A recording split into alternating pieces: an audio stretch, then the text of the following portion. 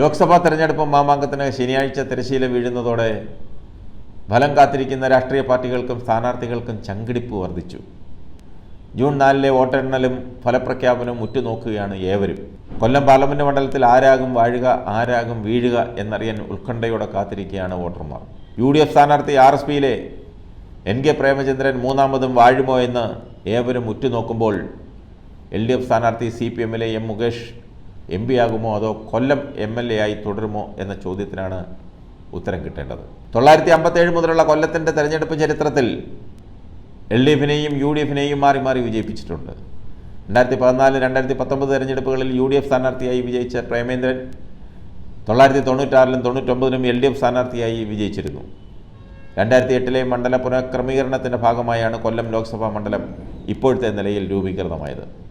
ചവറ, പുനലൂർ, ചടയമംഗലം, കുണ്ടറ, കൊല്ലം, ഇരവിപുരം, ചാത്തന്നൂർ നിയമസഭാ മണ്ഡലങ്ങളാണ് കൊല്ലം ലോക്സഭയുടെ ഭാഗമായി വരുന്നത്. കുണ്ടറ ഒഴികെ 6ഇടത്തും LDFൻ്റെ MLAമാരാണ്.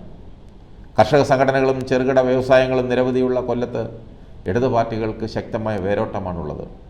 CPMനൊപ്പം RSPയും കോൺഗ്രസും ഇവിടെ വിജയിച്ചിട്ടുണ്ട്.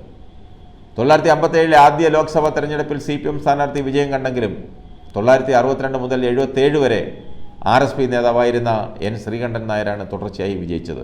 1984-ൽ കോൺഗ്രസ് സ്ഥാനാർത്ഥി S കൃഷ്ണകുമാർ വിജയിച്ചു. 1989-91-ലും കൃഷ്ണകുമാർ വിജയം ആവർത്തിച്ചു.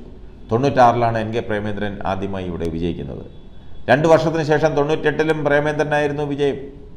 എന്നാൽ 99-ൽ RSPയിൽ നിന്ന് സീറ്റ് പിടിച്ചെടുത്ത CPM P രാജേന്ദ്രനെ വിജയിപ്പിച്ചു. 2004-ലും P രാജേന്ദ്രൻ വിജയം ആവർത്തിച്ചുവെങ്കിൽ 2009-ൽ കോൺഗ്രസിലെ N പീതാംബരക്കുറുപ്പിനോട് പരാജയപ്പെട്ടു.